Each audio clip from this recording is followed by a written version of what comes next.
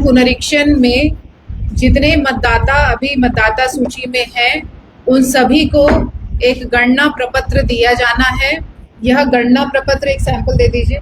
यह गणना प्रपत्र प्रीफिल्ड फॉर्म है जो कि डाउनलोड किया जाना है।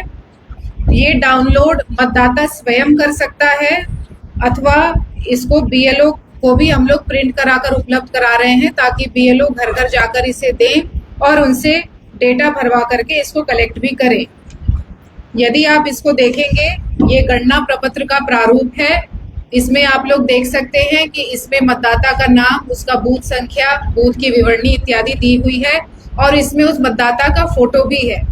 उसके बगल में आप देखेंगे आवश्यकता है कि विशेष गहन पुनरीक्षण कार्यक्रम के दौरान एक अपडेटेड फोटो भी मतदाता इसमें संलग्न करे और उसके नीचे जो विवरणी है, जन्म तिथि, मोबाइल संख्या, आधार संख्या यदि हो तो, एवं उसकी विवरणी, उसके माता पिता एटसेट्रा के डिटेल्स, बहुत छोटा सा ये एक आपको दिया हुआ है, उसको फिल करके उसको वापस करना है। इसके नीचे एक घोषणा मतदाता द्वारा किया जाना है।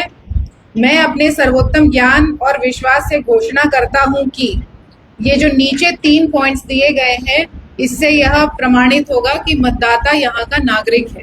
जैसा कि आप सभी अवगत हैं कि भारत के संविधान के अनुच्छेद 326 में यह वर्णन है कि प्रत्येक ऐसा व्यक्ति जो 18 वर्ष का है, भारत का नागरिक है, सामान्यतः उसी क्षेत्र का निवासी है और अदरवाइज डिस्क्वालिफाइड नहीं है, ऐसे लोगों को मतदान करने का अधिकार है। चाहे वो महिला हो, पुरुष हो, किसी भी समुदाय का हो, उसका यह अधिकार है।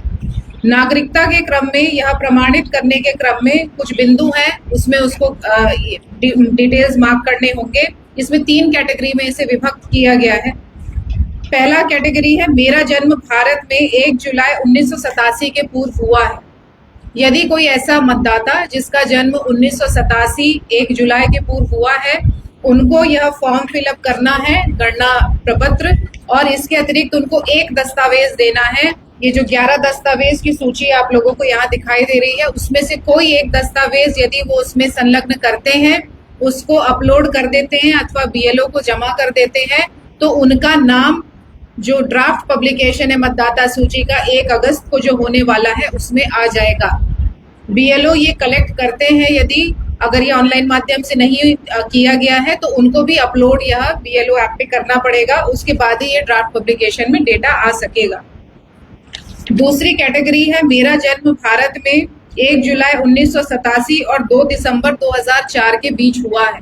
ऐसी परिस्थिति में उस मतदाता को अपना डिटेल देना है, एक दस्तावेज, और अपने माता या पिता किसी एक व्यक्ति का इन्हीं 11 दस्तावेजों में से एक दस्तावेज देना है, संलग्न करना है। तीसरी श्रेणी है, मेरा जन्म भारत में 2 दिसंबर 2004 के बाद हुआ है। ऐसी परिस्थिति में उस व्यक्ति को, उस मतदाता को अपना एक डॉक्यूमेंट, अपने माता का एक डॉक्यूमेंट, अपने पिता का एक डॉक्यूमेंट, अर्थात तीनों व्यक्ति का डॉक्यूमेंट इसमें संलग्न करना है और उसके बाद ये प्रपत्र उनको अपना हस्ताक्षर करते हुए बीएलओ को वापस कर देना है। ये डॉक्यूमेंट की सूची हम बताएंगे। उसके पूर्व यह भी बताना है कि इसमें 2003 का जो इलेक्टोरल रोल है, आप सभी अवगत होंगे कि विशेष गहन पुनरीक्षण लास्ट टाइम 2003 में हुआ था, 22 वर्ष पहले पूर्व हुआ था। लगभग 2 डेकेड में ये किया जाता है मतदाता सूची की स्वच्छता के लिए, उसकी मजबूती के लिए। तो ये 2003 के इलेक्टोरल रोल में जितने मतदाताओं का नाम है, ऐसे मतदाताओं को केवल यह एन्यूमरेशन फॉर्म एवं उस इलेक्टोरल रोल में वो किस क्रमांक पे है, यदि वो लगा देता है उसका कॉपी, तो उसको और कोई दस्तावेज देने की आवश्यकता नहीं होगी। इसके अतिरिक्त यदि उस मतदाता, क्योंकि अभी ये पुरानी बात है, लगभग 38 साल हो गए, उनके बेटा बेटी जो भी उनके वंशज होंगे, वो भी अगर उस सूची को लगा देते हैं और वंशावली अपनी देते हैं कि ये मेरे माता पिता है जिनका ऑलरेडी मतदाता सूची में नाम था 2003 में, तो उनको भी और कोई दस्तावेज देने की आवश्यकता नहीं होगी। 2003 की मतदाता सूची प्राप्त होने वाली है, मिल गया है वो डेटा, हम लोग को उसकी सॉफ्ट कॉपी प्राप्त हो रही है। जैसे भी वो होता है तो सभी बीएलओ को यह उपलब्ध कराया जाएगा। जिला के वेबसाइट, एरोनेट सभी पे यह उपलब्ध रहेगा ताकि मतदाता स्वयं उसको जब फॉर्म फिलअप कर रहे हैं तो उसको संलग्न कर सकते हैं कि हाँ, मैं 2003 में मतदाता था, मतदान करता था, इसीलिए मेरा नाम इसमें जोड़ने योग्य है और कोई दस्तावेज देने की इसमें आवश्यकता नहीं है। 11 दस्तावेज जो आप लोगों को देखना है, जो देना है उनको, उसमें सबसे पहला है केंद्रीय राज्य पीएसयू से नियमित कर्मचारी पेंशन भोगी को निर्गत कोई पहचान पत्र पेंशन भुगतान आदेश। दूसरा है सरकार, स्थानीय प्राधिकरण, बैंक, डाकघर, एलआईसी, पीएसयू द्वारा भारत में 1 जुलाई 1987 से पूर्व निर्गत किया गया कोई भी प्रमाण पत्र, पहचान पत्र, दस्तावेज।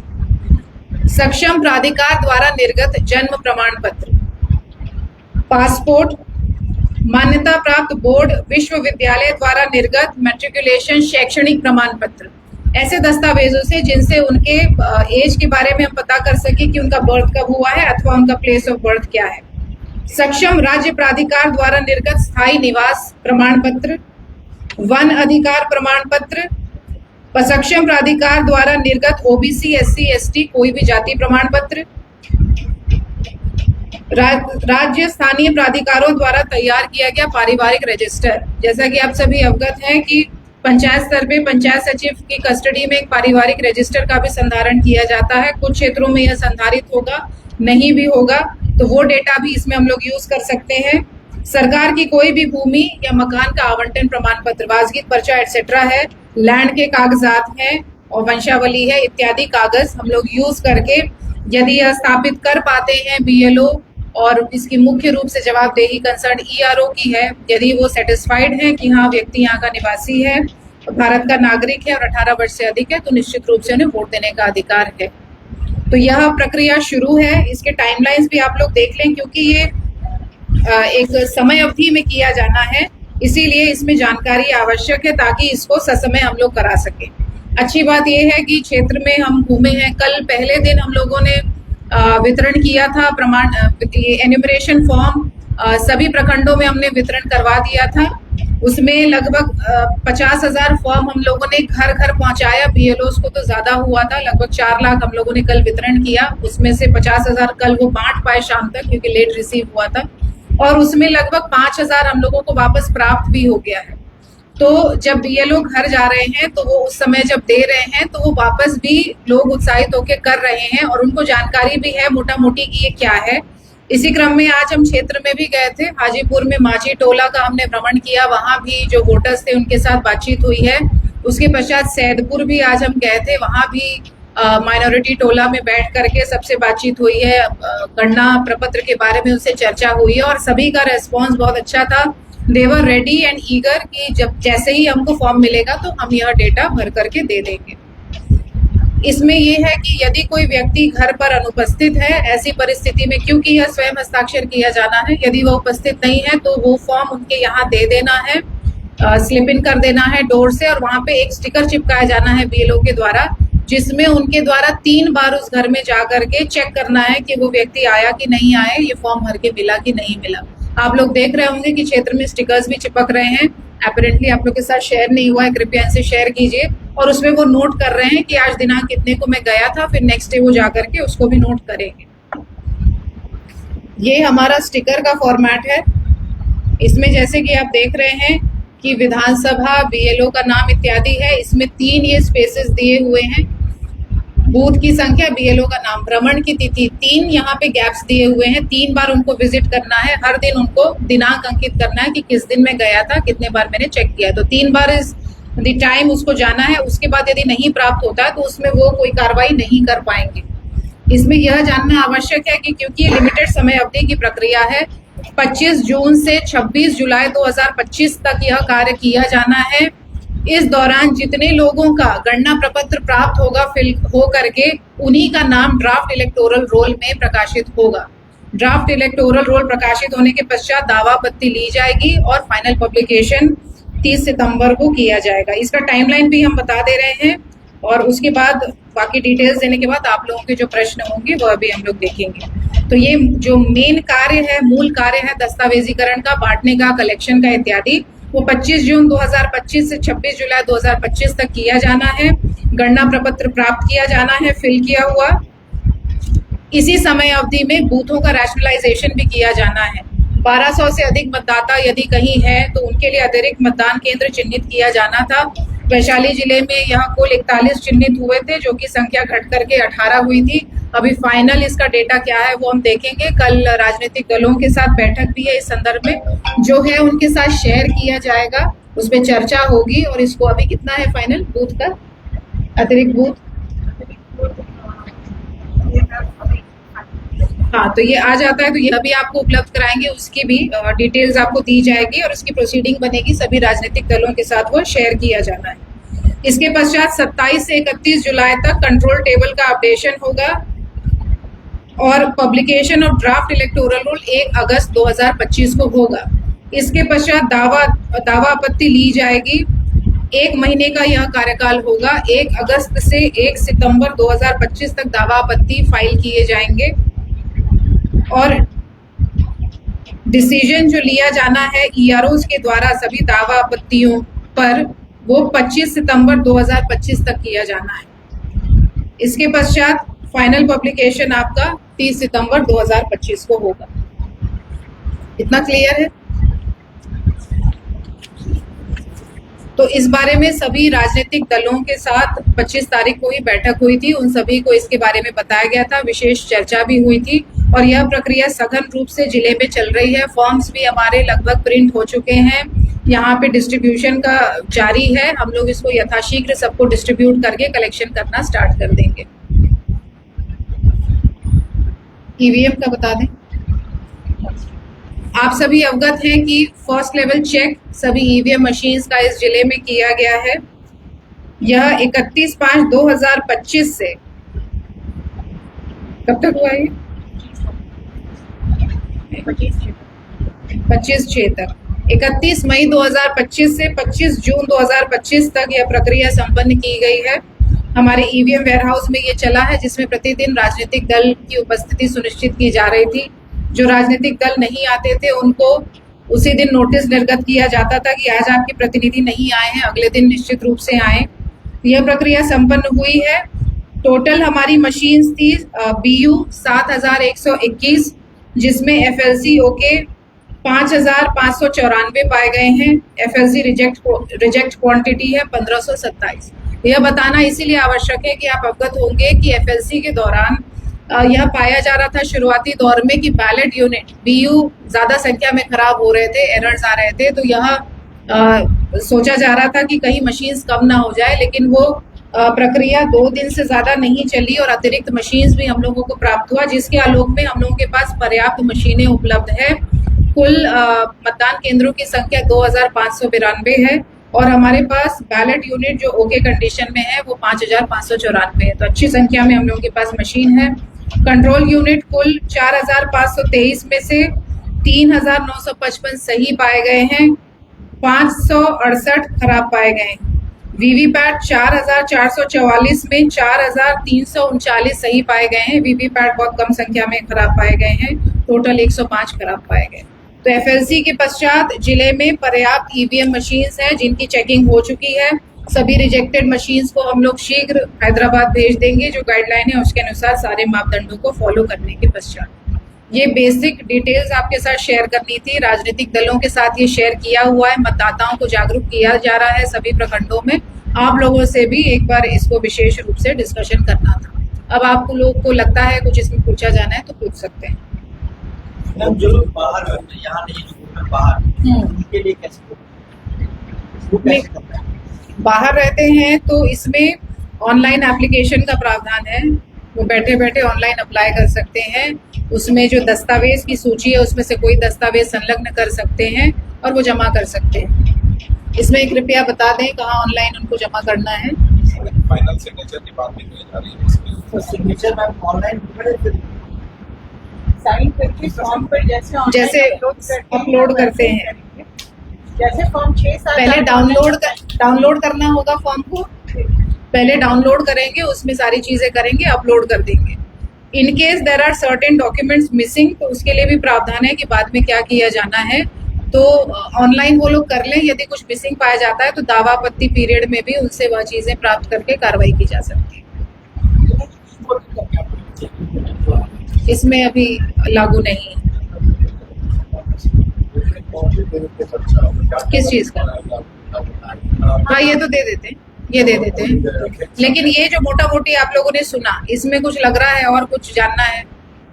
ठीक है, सबसे अच्छी बात है कि क्षेत्र में यह कार्य शुरू हो गया और बहुत अच्छा रिस्पॉन्स है।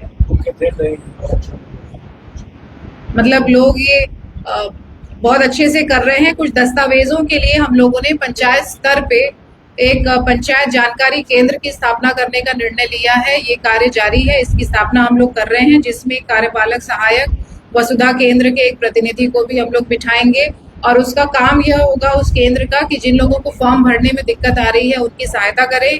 फोटोग्राफ अवेलेबल नहीं हो जिनके पास, वो लोग अपना फोटो खिंचवा के उसमें दे सकें। और फोटो के क्रम में आगे यह भी प्रावधान किए जाने की संभावना है कि बीएलओ स्वयं अपने मोबाइल से खींच करके फोटो वहीं देर एंड देर अपलोड कर दें, तो यह भी नीड बाद में खत्म हो जाएगी। लेकिन क्योंकि फॉर्म बहुत तेजी से वापस प्राप्त हो रहे हैं तो फोटो अगर है तो अच्छा रहेगा।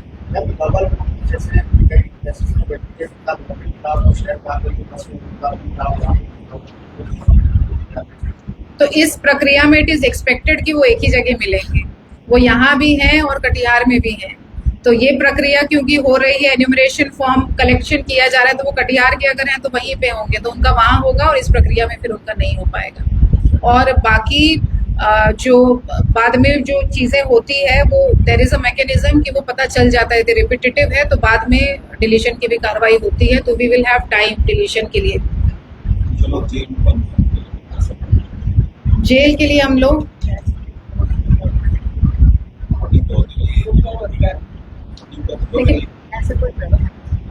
नहीं, that I will have to check. मतलब वो हम लोग चेक करके उसमें निर्णय लेंगे। यदि ऐसा कुछ है तो हम उसको देख लेंगे, क्योंकि ये 22 साल बाद ये चल रहा है पहली बार, तो इसमें कुछ चीज़ें हैं कि फीडबैक भी दिया जा रहा है और इस हिसाब से कुछ चेंजेस भी किए जा रहे हैं।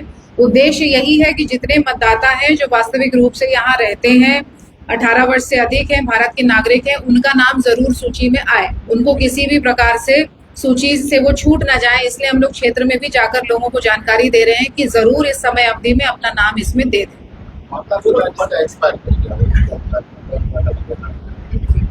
हाँ, तो ऐसे जो केसेस आएंगे उसमें और भी जो दस्तावेज है वो यह प्रमाणित करें कि वो वहाँ के निवासी हैं उस समय के, तो वह किया जाएगा।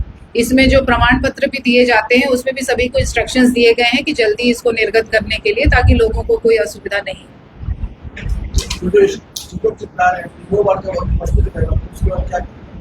उसके बाद तो यही है कि वहाँ फिर जाना नहीं है, कलेक्शन करना नहीं है, वो समय अवधि खत्म हो जाएगी। तो यदि किन्हीं का ड्राफ्ट मतदाता सूची में नाम नहीं आ पाता है किसी कारणवश, तो बाद में फिर फॉर्म 6 लिया जाएगा। फॉर्म 6 वो दे सकेंगे ड्राफ्ट पब्लिकेशन के बाद, लेकिन उसके साथ उनको एक डिक्लेरेशन फॉर्म देना होगा जो कि बिल्कुल ऐसा ही दिखता है जो आपने ये देखा है। डिक्लेरेशन फॉर्म है एनेक्सर डी। एक उसमें फॉर्म है जो कि ये जो आपका डेटा है सेम दिखता है, वो यदि उसको भरेंगे तो वो भी इसमें शामिल हो सकेंगे। हम लोगों का उद्देश्य ये है कि ज़्यादा से ज़्यादा लोगों का डिटेल्स हम लोग इसी समय में कलेक्ट कर लें कि बाद में, क्योंकि इलेक्शन का बहुत ज़्यादा काम भी होगा, तो असुविधा लोगों को ज़्यादा नहीं हो, इसलिए इसी में कलेक्ट कर लेंगे।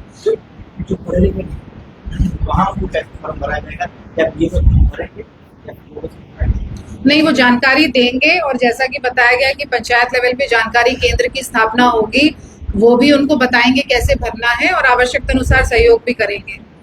जो एलिजिबल मतदाता है, योग्य मतदाता, इस प्रक्रिया से छूटना नहीं चाहिए, यही उद्देश्य है। और जो अयोग्य है कारणवश किसी, वो इस सूची में ना हो, सभी को यह निर्देश दिया गया है। अयोग्यता के जो पैमाने हैं वो सारे निर्धारित हैं। तो जो जेन्युइन वोटर्स हैं, जिनका सूची में नाम है, जेन्युइन है, तो निश्चित रूप से वो इसमें रहेंगे और पूरा प्रशासन इसमें सहयोग करेगा कि किसी प्रकार से उन्हें कोई दिक्कत नहीं हो फॉर्म भरने में या फॉर्म सबमिशन। ठीक है, ये डेटा आप लोग ले लें ताकि आप लोग इतना नोट नहीं कर पाए होंगे। डिक्लेरेशन फॉर्म हो तो दिखा दीजिए।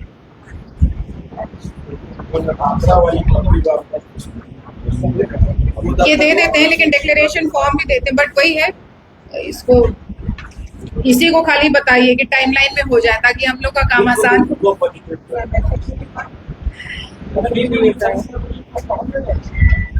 हाँ, पहुंच जाएगा। बीएलओ, एक बीएलओ के पास कितना घर होता है बताइए? एक गांव नहीं, एक बीएलओ, अगर किसी को जानकारी, तो एक बीएलओ को अमूमन कितना घर मिला होता है काम करने के लिए? हर बार जो आपका हर साल समरी रिवीजन होता है, लगभग 200 घर। 200 घर के हिसाब से आपके 1000-1200 मतदाता हो जाते हैं। तो 200 घर को टच करना कितने दिन में हो जाएगा और उसे कलेक्ट करना, तो ये बीएलओ वाइज ये सारी चीजें की गई है। और आप लोगों का ये कंसर्न होगा कि बीएलओ ना कर पाए तो इसी क्रम में प्रत्येक बीएलओ के साथ 2 से 3 कर्मियों को भी टैग किया गया। जैसे आंगनवाड़ी सेविका सहायिका बीएलओ जहाँ है, या कोई ऐसा कर्मी है जहाँ पे लगता है कि आवश्यकता है, किसी कारणवश वो नहीं कर सकते, तो उनके साथ अन्य पंचायत स्तरीय कर्मियों को भी टैग किया गया है, ताकि उनको सहूलियत हो और वोटर्स को भी सहूलियत हो कि उनको भी वो फॉर्म भरवाने में मदद करें। इसमें सभी शिक्षक, सभी जितने बीएलओ हैं, उनके लिए चिट्ठी भी आ गई है माननीय निर्वाचन आयोग के द्वारा कि उनका कार्य निर्वाचन में प्राथमिकता है, उनको प्राथमिकता के तौर पे निर्वाचन कार्य किया जाना है। तो सभी का सहयोग इसमें प्राप्त भी हो रहा है, सभी बीएलओ इसको लग के करा भी रहे हैं। पहले यह था कि स्कूल आज में नहीं होगा तो कैसे होगा, हाफ टाइम में कैसे बीएलओ कर पाएंगे, लेकिन अभी ये स्पष्ट निर्देश है कि इसी काम को आपको करना है, तो वो इश्यू भी नहीं होगा। इस काम में टीचर्स भी लगेंगे? टीचर्स मोस्टली बीएलओज हैं और जो भी बीएलओ हैं सभी को ये करना है। ये आप शेयर कर दीजिए इनको, सभी का कॉपी, एक कॉपी, और जो ग्रुप होगा आपका, आप उसमें भी इसको डाल सकती हैं। क्लोज ग्रुप हो जो मीडिया का, के प्लीज। चलिए, ये बहुत इंपॉर्टेंट सूचना आप लोगों से शेयर करनी थी। एफएलसी का हम सोच रहे थे कब बुला करके बताएं, लेकिन मौका आ ही गया। तो आप लोगों को क्या लग रहा है, ये एक्सरसाइज संभव है, नहीं संभव है, क्या है? सब संभव है, पूरा टफ है। कहाँ? ये लोग अगर काम ना करें, जाए एक परसेंट उससे क्या होगा? नहीं, वो जैसे पाया जाएगा। देखिए, पूरा मैकेनिज्म है, बीएलओ है, उनके ऊपर एईआरओ है। प्रत्येक विधानसभा में लगभग 4 से 6 एईआरओ भी हैं। सबकी जवाबदेही है कि वो लोग देखें, और ऐसे केसेस आते हैं तो हम लोग भी हैं, कोई अगर इस तरह की शिकायत करता है तो उसको देखा जाएगा। जितने लोगों का दस्तावेज प्राप्त है, एन्यूमरेशन फॉर्म प्राप्त है, और कोई त्रुटि भी है, तब भी उनका नाम ड्राफ्ट इलेक्टोरल रोल में आएगा। जो त्रुटियां हैं उसका सुधार दावा आपत्ति पीरियड के समय किया जाएगा। चलिए, आप लोग ले लें तब तक।